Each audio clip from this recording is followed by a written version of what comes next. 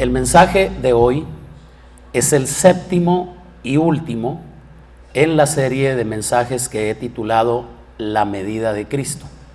Con el mensaje de hoy terminaré esta serie de mensajes que estará integrada por siete mensajes, y al mensaje de hoy lo he titulado Concertados en Amor. Y voy a fundamentar este mensaje en Efesios capítulo 4, versos 15 y 16. Será más en el verso 16, pero quiero que me acompañen a leer el verso 15, que lo utilicé para el mensaje de la semana pasada, pero quiero que entendamos el contexto en el que fueron expresadas las palabras del versículo 16. Efesios capítulo 4, versos 15 y 16, leemos: sino que siguiendo la verdad en amor, crezcamos en todo en aquel que es la cabeza, esto es Cristo, de quien todo el cuerpo, bien concertado y unido entre sí por todas las coyunturas que se ayudan mutuamente, según la actividad propia de cada miembro, recibe su crecimiento para ir edificándose en amor. Si lo recuerdan, el verso 15 lo utilicé la semana pasada cuando estuve compartiendo la importancia de expresar la vida de Cristo que ahora portamos utilizando dos expresiones: la verdad en amor. Pero hay una conexión muy valiosa entre el verso 15 y el 16, porque la conexión es que es el contexto ideal para entender lo que luego el apóstol expresa en el verso 16, de quien todo el cuerpo. Es decir, el apóstol nos recuerda que Cristo es la cabeza y la iglesia es el cuerpo. Entonces, verso 15 declara que sino que siguiendo la verdad en amor, crezcamos en todo en aquel que es la cabeza, esto es Cristo, de quien todo el cuerpo, bien concertado y unido entre sí por todas las coyunturas que se ayudan mutuamente, según la actividad propia de cada miembro, recibe su crecimiento para ir edificándose en amor. El verso 16 lo que hace es hacernos conscientes de que la cabeza tiene un cuerpo y ese cuerpo es la iglesia. Para mí es un conocimiento básico, elemental, muy necesario para todos los creyentes, porque recordarán que también cuando el apóstol Pablo exhorta a la familia a funcionar de manera óptima, menciona que el marido es cabeza de la mujer, así como Cristo es cabeza de la iglesia. Y esta expresión, que Cristo sea la cabeza o que el marido sea la cabeza, tiene un significado valioso, familia, porque la cabeza en el cuerpo humano tiene dos funciones elementales. La primera y más importante es ser el centro de operaciones de todo lo que sucede en el cuerpo. Es decir, todo lo que finalmente el cuerpo obedece o ejecuta está determinado por el sistema nervioso que tiene sus funciones, su centro de operaciones en nuestro cerebro. De tal manera que la cabeza, cuando el apóstol utiliza la figura Cristo es cabeza, entonces lo que debemos comprender es que es Cristo quien procesa toda la información y quien le da instrucciones al cuerpo. La segunda función de la cabeza en el cuerpo humano es el direccionamiento del cuerpo. La cabeza es la que toma decisiones, pero es la que envía los estímulos necesarios para que el cuerpo sea direccionado, ¿sí? La cabeza piensa: hay hambre, el sistema digestivo está reportando que le hace falta alimento, así que la cabeza envía una orden. ¿Y qué hace todo el cuerpo? Obedece. Entonces la figura que el apóstol Pablo utiliza para ilustrar cómo Dios ve a la iglesia es el cuerpo humano. Y esto comunica una serie de conocimientos y de entendimientos que son muy valiosos. Cristo es la cabeza, es quien toma toda decisión, es quien determina lo que el cuerpo hará y es quien lo direcciona. La iglesia es el cuerpo de Cristo. La iglesia, la terminología bíblica, recibe varios adjetivos, varias formas de expresarlo. La iglesia es el nuevo hombre o es el hombre corporativo, es decir, es la expresión y la manifestación de Cristo en cada generación mientras la iglesia permanezca en la tierra. Mientras nosotros sigamos viviendo en este planeta, es decir, vamos a morir, pero se levantarán otras personas. Mientras Dios no determine que esto concluya, mientras haya creyentes en la tierra, el cuerpo de Cristo estará presente en el planeta. ¿Por qué? Porque el cuerpo es el hombre nuevo o el hombre corporativo. La unión de todos los creyentes son los que conforman la medida de Cristo. Entonces, un concepto que como congregación hemos venido aprendiendo desde hace tiempo ya, es que cuando hacemos referencia a la iglesia de Cristo, desde luego nos estamos refiriendo a la iglesia como la diseñó Dios originalmente, a la iglesia funcionando de acuerdo al diseño de Dios. Es decir, si hay quien se considere parte del cuerpo de Cristo o parte de la iglesia de Cristo, pero no está siguiendo las instrucciones de la cabeza, me temo que no forma parte, como piensa o cree, del verdadero cuerpo de Cristo. El cuerpo de Cristo, la iglesia de Cristo, es aquella que funciona de acuerdo al diseño y recibe las instrucciones de la cabeza. Es decir, funciona de acuerdo al diseño y funciona con las instrucciones que la cabeza le provee. ¿Por qué hay que hacer esta aclaración? Porque si observamos a la mayoría de las congregaciones que actualmente existen y observamos sus deficiencias, las diferencias que existen entre sus integrantes, la inmadurez en la que se encuentra la mayoría de las personas que se han incorporado a ellas, podríamos llegar a sentirnos decepcionados y, ¿por qué no? Llegaríamos a preguntarnos, ¿de veras este es el cuerpo de Cristo? Pero cuando la iglesia, cuando cada congregación aprende a vivir de acuerdo al diseño que originalmente Dios determinó para ella, y cuando los que la integramos llegamos a comprender que cada uno de nosotros ha recibido una medida de gracia y aprendemos a reconocer lo que los demás también han recibido, entonces es cuando la iglesia puede expresar de manera individual y manifestar de forma corporativa la verdad de que el cuerpo de Cristo está presente en la tierra. A eso es precisamente a lo que se refiere el apóstol Pablo cuando llegamos en nuestro estudio al versículo 16. El cuerpo de Cristo, que es la iglesia, necesita llegar a estar concertada y unida entre sí.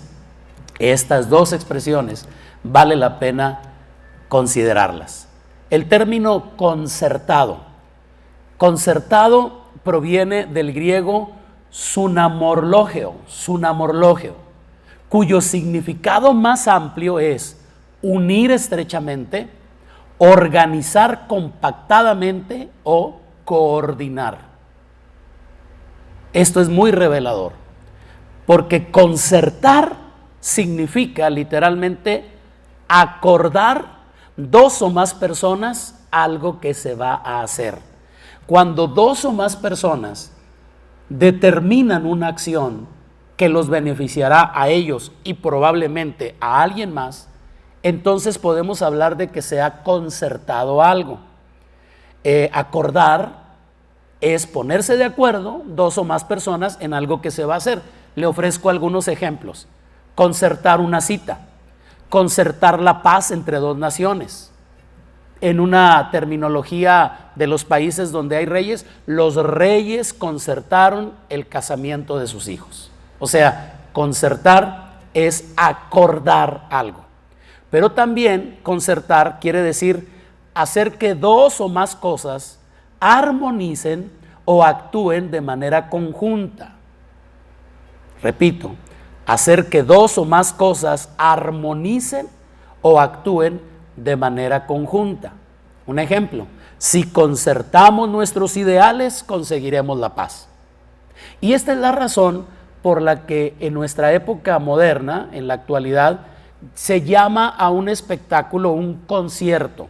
¿Vas a ir al concierto de fulano de tal? Bueno, la mayoría de nosotros en nuestra época pensamos que el concierto lo va a ofrecer el artista, pero en realidad el artista requiere del concierto de su equipo, sus músicos, luces, sonido, espectáculo. Es decir, la concertación de todos los elementos que integran un espectáculo es lo que nosotros hoy en día conocemos como un concierto. Pero en realidad el concierto no tiene que ver con lo que el artista va a cantar, sino con el acuerdo, con la armonía, con la acción conjunta que desarrollarán un grupo de personas. Si ese artista no tuviera una serie de músicos detrás de él, si no tuviera gente que está encargada de luces, de cámaras, etcétera, simple y sencillamente no estaríamos hablando de un concierto, estaríamos hablando de otra cosa.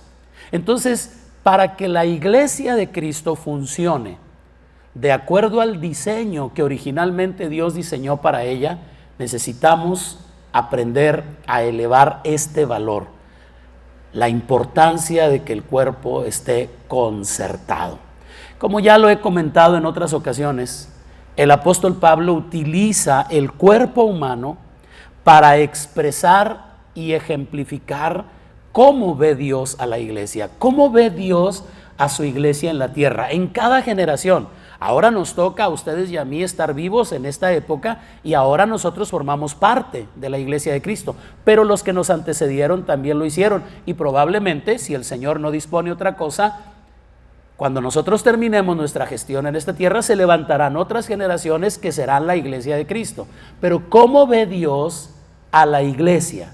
La ve como un cuerpo bien concertado y unido. Y en esto hay, familia, tanto que aprender, porque nuestro cuerpo funciona de una manera concertada. Son 9 los sistemas que armonizan entre sí para que funcionemos de manera óptima. Este cuerpo en el que vivimos, sí, lo dije bien, ustedes y yo vivimos dentro de un cuerpo. La vida nuestra no está en el cuerpo, está contenida por el cuerpo, pero la vida está en nuestro espíritu. ¿Qué sucederá cuando muramos? ¿Qué es la muerte? La palabra muerte proviene de una raíz que comunica la idea de separar. ¿Qué se separa? La vida del cuerpo. Cuando asistimos a un funeral, tenemos una evidencia clara de esto que estoy comunicando. La persona que vivía en el cuerpo que estamos velando ya no está más ni en el cuerpo ni entre nosotros. Se ha separado, ha entrado a una dimensión diferente. Entonces, ¿qué es lo que hay en el interior del féretro? El cuerpo, el vehículo que Dios le concedió a ese espíritu y a esa alma para expresarse en esta dimensión. Cuando ese cuerpo humano experimenta la separación de la vida, simple y sencillamente queda aquí un cascarón, un estuche, un vehículo, pero la vida continuará. Bueno, en ese sentido, cuando nosotros entendemos cómo funciona el cuerpo en el que vivimos, nos sorprendemos y es algo maravilloso porque nuestro cuerpo está integrado por 9 sistemas que funcionan de manera concertada. Algunos especialistas consideran que no son 9, sino 12 los sistemas que integran el cuerpo. Como no soy experto en la materia, simplemente voy a mencionar de forma lo más sencilla posible que hay 9 sistemas que funcionan concertadamente en el cuerpo en el que vivimos. El sistema osteomuscular, que está integrado por huesos y músculos. ¿Por qué algunas personas lo separan? Bueno, porque hay quienes piensan que es un sistema el muscular y otro el óseo. Mis respetos. Yo lo menciono como uno mismo porque no pueden los huesos ni los músculos sostenerse de manera independiente, están ligados, están unidos. Por eso hablo del sistema osteomuscular. Hablo del sistema nervioso. El sistema nervioso es el que nos permite tener sensibilidad a los estímulos, a lo que sucede alrededor nuestro o en nuestro interior. Luego está el sistema respiratorio, lo que permite que nuestro cuerpo absorba oxígeno y lo comunica, lo comparte, lo concerta con el sistema cardiovascular, el que se encarga de que la sangre que está corriendo por nuestras venas esté llegando hasta el último de los miembros que integran nuestro cuerpo. Luego está el sistema digestivo. El sistema digestivo es el que se encarga de procesar el alimento que nosotros introducimos al cuerpo para hacer una disección, una separación de los nutrientes y de la materia que no requiere utilizar el cuerpo. Una vez que el sistema digestivo cumple su función, entra en concierto el otro sistema, que es el sistema excretor o renal. ¿Qué hace el sistema excretor? Es el que se encarga de eliminar del cuerpo las cosas que no nos hacen falta. Una vez que el sistema excretor cumple su función, entonces entra el sistema inmunológico. El sistema inmunológico es el que nos defiende de todos los agentes peligrosos que pretenden ingresar al cuerpo y que llegan a crear un desconcierto para provocar una enfermedad. De hecho, cabe aquí mencionar que si hay un sistema que necesitamos tener fortalecido en esta contingencia que estamos enfrentando, pues es el sistema inmunológico. El sistema inmunológico es el que se encargará, en caso de que nosotros por alguna circunstancia pudiéramos tener contacto con el virus corona, que ahora es el que tiene al mundo en zozobra, si vamos a resistir, si vamos a poderlo vencer, será porque nuestro sistema inmunológico esté fortalecido. ¿Cómo se fortalece el sistema inmunológico? Por medio del sistema digestivo. El sistema digestivo funciona porque el sistema circulatorio está funcionando de manera correcta. El circulatorio funciona así porque el sistema respiratorio es el que le permite recibir oxígeno. ¿Se dan cuenta? Menciono solo por terminar lo que estaba diciendo, que luego entra el sistema endocrino, que son nuestras glándulas, y es el que secreta las hormonas para que nuestras células funcionen de manera óptima. Y finalmente está el sistema reproductor o reproductivo, que es el que nos permite reproducirnos como seres humanos. 9 sistemas que funcionan de manera concertada, de manera coordinada. ¿Cuál de estos sistemas podríamos nosotros decir, ya no lo necesito, ya, que se salga del cuerpo?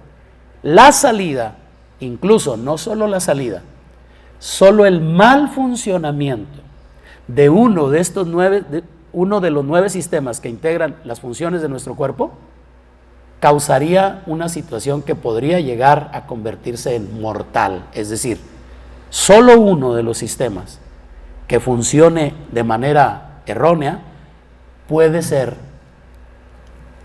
que nuestra vida termine en esta tierra, la vida humana.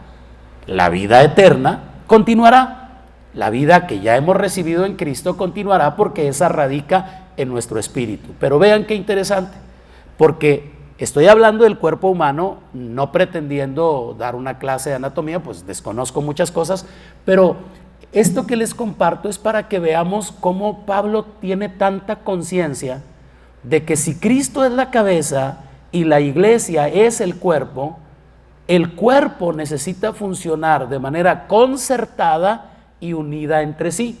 Ahora, de los 9 sistemas que acabo de mencionar, son 2 a los sistemas que se les llama sistemas gobernantes: el sistema nervioso y el sistema endocrino. El sistema nervioso, que, como decía, tiene que ver con las funciones de la cabeza, es decir, el sistema nervioso tiene su centro de operaciones en nuestro cerebro y es el que envía los estímulos. El sistema endocrino es el que se encarga de enviar la información del estado del cuerpo a todas las células. Y he aquí lo maravilloso. Yo he venido utilizando la figura para entender el tema de la medida de Cristo. He venido utilizando la figura del sistema métrico, es decir, he dicho en forma figurada que cada creyente que es integrado a la iglesia de Cristo es como un centímetro que se integra a la medida de miles de kilómetros que expresan la medida de Cristo. Podemos, cuando lo vemos de manera separada, decir, entonces no soy nada. Bueno, nada más que toma en cuenta que si tú sales del metro, el metro está incompleto. Entonces, lo importante es entender que no soy todo en el cuerpo y que solamente tengo una participación en él.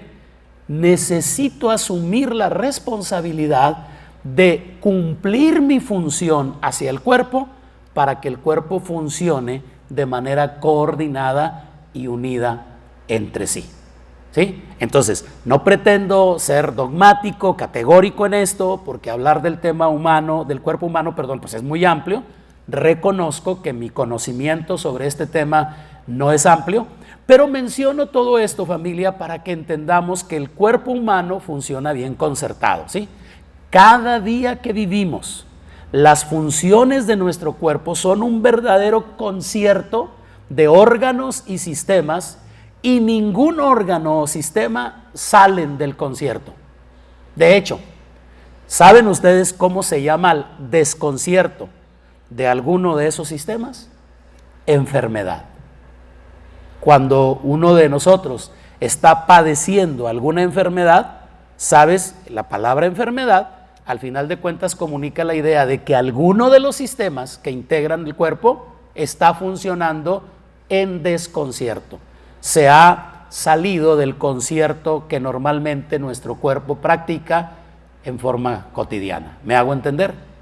De ahí la importancia de que ningún miembro del cuerpo de Cristo entre en desconcierto, sino que aprenda a funcionar concertado y unido entre sí, con todos los demás, para que así la medida de Cristo se pueda hacer evidente en nuestra generación.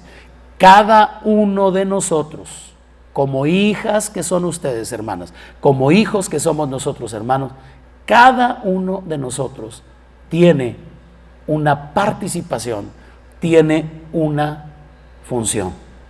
Que cada uno de nosotros aprendamos a funcionar concertadamente es lo que el Padre quiere. ¿Cómo ve Dios a la iglesia de Cristo en la tierra? Como un cuerpo. ¿Qué nos comunica esto? Que así como el cuerpo humano está concertado y unido entre sí, la iglesia deba también estarlo para que funcione de acuerdo al diseño. De tal manera que cuando uno de los miembros del cuerpo comienza a desordenarse y empieza a hacer cosas que desequilibran al cuerpo, comienza a tomar decisiones que dañan al cuerpo, entonces no estamos entendiendo cómo funciona la iglesia de Cristo en la tierra.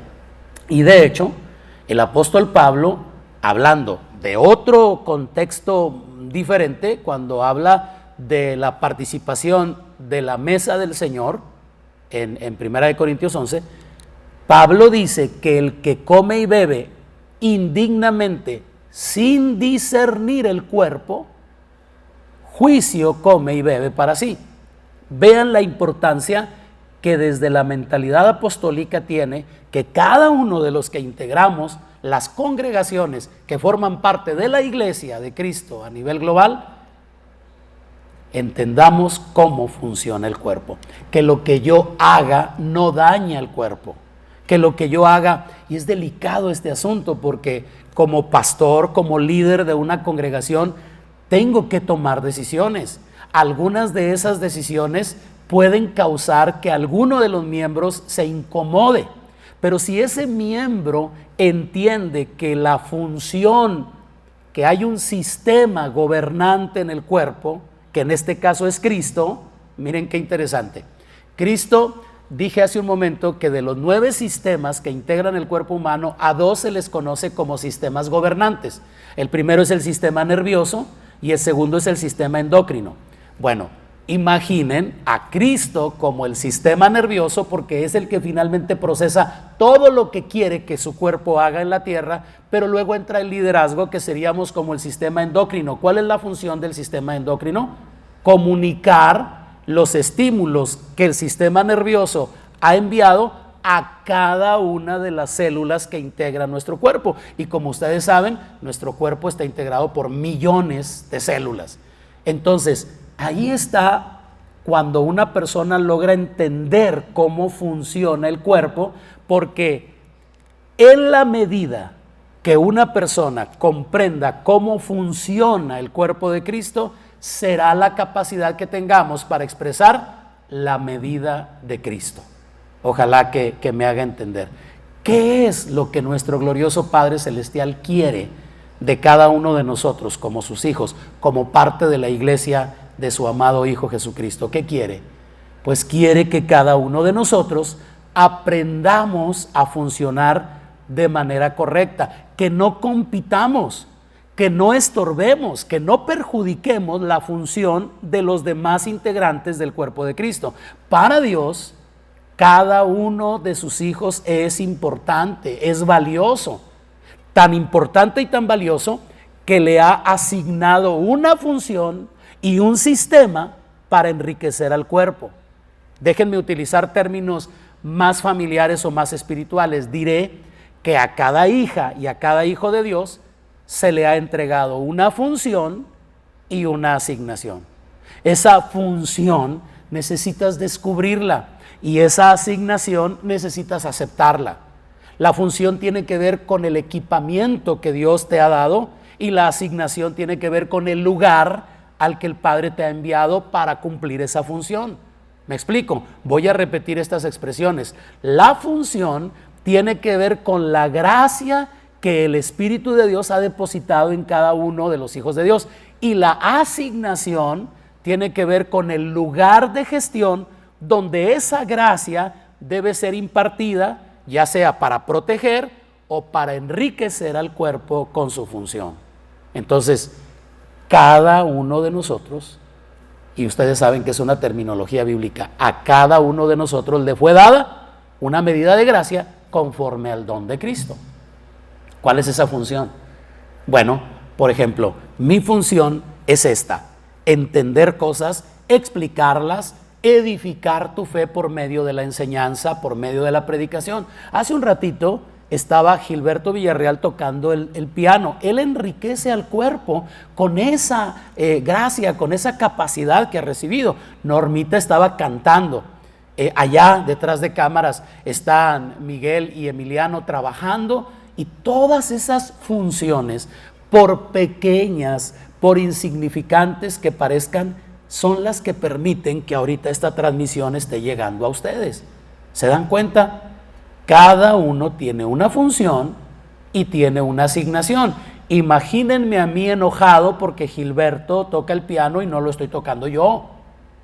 Es que no lo sé tocar. Entonces, ¿quién lo debe tocar? ¿Quién debe ejecutar eso? Pues el que sabe. ¿Y quién es el que sabe? Pues el que tiene esa gracia, el que entiende eso. Ahora, si alguien está diciendo, el pastor está confundido, tocar el piano no es una gracia, estoy usando un ejemplo, mi amada, mi amado. ¿Sí? ¿Me hago entender? ¿Cuál es la gracia? ¿Cuál es la gracia que Dios te ha impartido a ti? ¿Y cuál es la asignación que te ha impartido, que te ha dado a ti? ¿Ven? Cuando un miembro del cuerpo se ofende, se molesta, se separa de la congregación, entendemos que no deja de formar parte del cuerpo, porque el cuerpo de Cristo no es la congregación solamente, sino la unión de todas las congregaciones. Supongamos que esa persona que se molestó, que no le gustó una decisión que el sistema endocrino comunicó, imaginemos que esa persona se molesta, se separa de la congregación, tiene dos opciones si quiere seguir formando parte del cuerpo. La primera opción, integrarse a otra congregación y llevar su gracia a otro lugar, aunque probablemente no sea la asignación que recibió. Estaría funcionando, pero probablemente no estaría en la asignación correcta.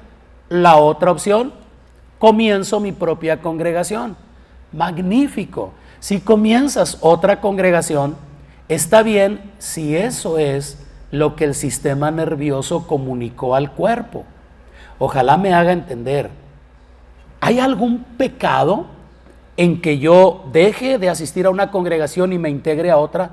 No, claro que no, no estamos hablando de pecado, estamos hablando como si dijera, permítame ilustrarlo de alguna manera, este dedo, mi dedo índice de la mano izquierda, ya no está a gusto aquí, entonces se quiere separar y se quiere integrar al cuerpo de Fer de la O, ¿de acuerdo? Entonces yo tengo 4 dedos nada más en una mano y Fer tiene 6, ok. ¿Qué pasa con eso? Ese dedo, estoy usando una analogía, ese dedo puede funcionar en la mano de la persona, sí, claro, pero no está en el lugar de asignación correcto. ¿Me hago entender? Cuando una congregación incipiente puede comenzar o debe comenzar, cuando el sistema nervioso, que es Cristo, la cabeza, envíe esa información. Y entonces es como cuando de manera concertada el miembro de la congregación se acerca con su liderazgo y les dice, he venido percibiendo muy fuerte que Dios me está dando la instrucción de comenzar un nuevo grupo en otro lugar. Cuando lo somete, entonces los que forman parte del liderazgo de la congregación como sistema endocrino comunican esa información a todas las células y entonces dicen, nos parece muy bien. ¿Cómo quieren hacer esto? ¿Quieren hacerlo como una extensión de nuestra congregación o lo quieren hacer de manera independiente? No, yo percibo que es de manera independiente, les bendecimos, les amamos, vayan, que Dios los ayude, que Dios les dé vida, porque al final de cuentas es el cuerpo el que está siendo amplificado. ¿Me hago entender? ¿Sí? No hay nada de malo en eso, pero ¿qué sucede? ¿Cuántas congregaciones han dado inicio a sus funciones porque es un hombre, una mujer resentidos por el maltrato que recibieron anteriormente y así comienzan una nueva congregación? Mis amadas, mis amados, no me malinterpreten, no estoy enjuiciando a nadie, ni estoy dedicando esto a alguien en particular, no, esta desafortunadamente ha sido la realidad del cuerpo de Cristo, por lo menos en nuestra generación.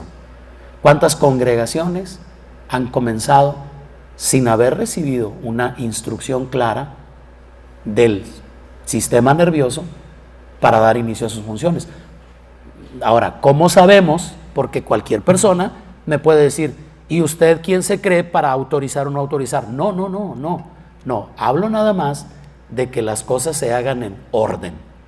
Yo no juzgo en lo más mínimo, no soy de esa línea de pensamiento de decir, ese no puede ser pastor. A ver, no. Si yo fui llamado a ser un pastor, la verdad es que cualquiera puede ser llamado a hacerlo.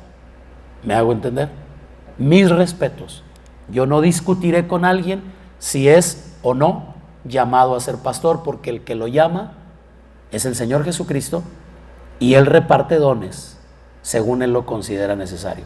Sin embargo, la forma, la manera en la que esos procesos se lleven a cabo son los que hablan del concepto que tenemos acerca del cuerpo de Cristo, el cuerpo. Por eso, en ocasiones, familia, cuando hemos enfrentado ciertas adversidades, hay personas que se acercan conmigo y me dicen, ya, pastor, tome la decisión, ya, corte eso, ya acabe. No, eso es no tener conciencia del cuerpo. Yo no quiero hacer algo que dañe al cuerpo. Claro que a veces tardarse en tomar una decisión también llega a dañar al cuerpo, pero los que estamos involucrados en funciones equipadoras, los que hemos sido llamados por Dios para el perfeccionamiento de los santos, necesitamos tener demasiado cuidado con cómo representamos a Dios en el cuerpo. Espero que todo esto me sirva, y a ustedes también, a mí para explicar y a ustedes para entender que para Dios es súper importante que cada una y cada uno de sus hijas e hijos entendamos que nos ha sido dada una medida de gracia conforme al don de Cristo y una asignación. Y aquí cabría la pregunta, antes de seguir avanzando: ¿ya descubriste cuál es la gracia que Dios te ha dado? Y la segunda pregunta sería: ¿estás funcionando en el lugar que el reino te ha asignado, que el Padre te ha asignado? ¿O estás donde quieres y no estás haciendo algo para enriquecer al cuerpo? La función tiene que ver con la gracia que se te ha dado, la asignación con el lugar al cual el Padre te ha enviado. ¿Podemos imaginar esto? Cada miembro con una función y participando en uno de los sistemas del cuerpo de Cristo para que la vida que se nos ha impartido pueda ser expresada a quienes aún caminan ignorantes del amor que Dios les ofrece por medio de Cristo, y que se hace visible a ellos al vernos funcionando de manera correcta. Entonces, esto es lo que nos lleva a entender la otra expresión apostólica: concertados y unidos entre sí por todas las coyunturas que se ayudan mutuamente según la actividad propia de cada miembro. Personalmente creo que la unidad, que es el segundo elemento que el apóstol está mencionando aquí en el versículo 16, primero habla de concertado, ahora unido entre sí por las coyunturas. Personalmente creo que la unidad es el resultado de dos cosas. Número uno, del reconocimiento de las capacidades propias y de las limitaciones propias, y el reconocimiento de las capacidades y limitaciones de los demás. El doctor Stephen Covey, autor del libro Los 7 hábitos de la gente altamente efectiva, en su libro presenta un postulado muy interesante. Lo quiero utilizar porque creo que cabe aquí. El doctor Covey en ese libro expresa una definición de madurez. El doctor Covey describe a una persona madura cuando esta persona desarrolla dos características. La primera, cuando es capaz de reconocer habilidades y debilidades propias. La segunda, cuando es capaz de reconocer habilidades y debilidades en los demás. Es decir, cuando una persona es consciente para qué es buena y para qué no, y reconoce que gentes a su alrededor son buenas para cosas en las que él no es bueno, y aprendemos a caminar en armonía, es cuando se alcanza un estado óptimo de madurez. Tomo ese concepto y lo aplico a lo que estoy tratando de comunicar. Creo firmemente que la unidad en el cuerpo de Cristo tiene que ver con estos dos elementos: que yo pueda reconocer habilidades y debilidades propias, y reconocer habilidades y debilidades en los demás. Esto, permítanme ilustrarlo con un matrimonio que funciona en unidad. Los primeros años de la vida matrimonial, el hombre y la mujer están luchando porque él quiere que ella sea como él y ella quiere que él sea como ella. Y es una guerra incansable, una guerra terrible. Pero cuando ese matrimonio madura, llega un momento en que el hombre dice: bueno, yo soy bueno para esto, pero soy pésimo para esto. Sin embargo, mi esposa es buenísima para aquello en lo que yo soy pésimo, y yo soy buenísimo en aquello para lo que ella es pésima. Y entonces se concertan y se unen. Déjenme usar un ejemplo sencillo: la administración de los recursos. ¿Quién debe administrar los recursos financieros en ese matrimonio? El hombre. No, la mujer. No, ni el hombre ni la mujer. Y luego, aquel de los dos que tenga mayores dotes administrativos. No es un asunto de género, no es un asunto de que el hombre es superior a la mujer y por eso él debe manejar el dinero, o la mujer es la que sabe gastar, por eso es la que... No, ¿quién de los dos tiene mayores habilidades administrativas. Ese es el que debe administrar. Ahora, si el hombre pudiera ser el caso, imaginen una pareja donde es la dama, es la mujer la que tiene mayores capacidades administrativas. ¿Sería sabio un hombre que no le entrega la administración de los recursos a su esposa, a pesar de que él sabe que todo dinero que pasa por sus manos se desaparece? Él no es un esposo, es un mago. Desaparece todo dinero que llega a sus manos. Pone el recurso en manos de su esposa y siempre hay para todo. ¿Quién debe entonces administrar los recursos? No es el hombre, no es la mujer, es aquel de los dos que tenga mayores capacidades administrativas. Ok, cuando reconocemos, por ejemplo, si yo reconozco, no soy bueno para administrar, pero mis respetos, mi esposa es buenísima para administrar. Incluso me estoy imaginando otro cuadro, perdónenme, amplío un poquito la ilustración. Imaginen un matrimonio donde él es terrible para administrar y ella también lo es. Los dos son malos para administrar, pero tienen un hijo que es buenísimo para administrar. ¿Sería un error decirle al hijo, hijo, encárgate tú de la administración de los recursos de la familia? A ver, piénselo. Oh, pastor, esta enseñanza es una doctrina. No es una doctrina. Es un principio que nos conduce a la unidad de la iglesia de Cristo, la unidad dentro de una congregación se produce cuando cada miembro reconoce para qué es bueno y para qué no, y reconoce que los demás son buenos para otras cosas y no tan buenos para otras. Entonces, cuando yo entiendo lo que se me ha dado y cuando tengo conciencia de que estoy funcionando en el lugar que me ha sido asignado, cuando yo comprendo la gracia que se le ha dado también a quienes me rodean y la asignación que ellos han recibido, la unidad deja de ser una meta que queremos alcanzar para convertirse en el resultado óptimo que nos lleva a ser juntos manifestación de la vida que se nos ha impartido. Espero estarlo explicando de manera clara para ustedes.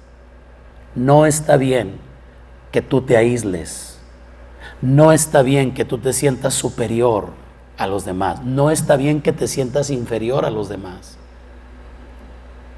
Probablemente no tienes la función de ver como la tienen los ojos. Probablemente tú seas parte del hígado, un órgano que no tiene la forma tan bonita como los ojos y que está oculto y que la mayor parte del tiempo no se ve, porque si se viera significaría que hay un grave problema en el cuerpo. Pero eso no es motivo para sentirnos menos. A algunos se nos ha dado una determinada función hacia el cuerpo y ay de nosotros si no la cumplimos. O sea, imagínate estos dos cuadros. El hígado se declara en huelga porque está cansado de estar oculto y en las sombras y que jamás nadie diga algo acerca de él. Y entonces se siente menos y llega un momento en el que dice, dejo de funcionar. ¿Qué pasaría con el cuerpo? Ahora, vamos a imaginar el otro cuadro. Los ojos se han llenado tanto de humildad, se sienten tan relevantes y tan importantes que dicen, no, ya no voy a ver, para que así el cuerpo no piense que yo me quiero llevar toda la relevancia. ¿Qué pasa si los ojos deciden no ver? Entonces, tanto le hace daño al cuerpo de Cristo que los que deben ejercer una función gobernante no la hagan, como aquellos que de pronto se comienzan a sentir poco y hacen cosas para tratar de ser más. Por eso, en otra parte de las Escrituras,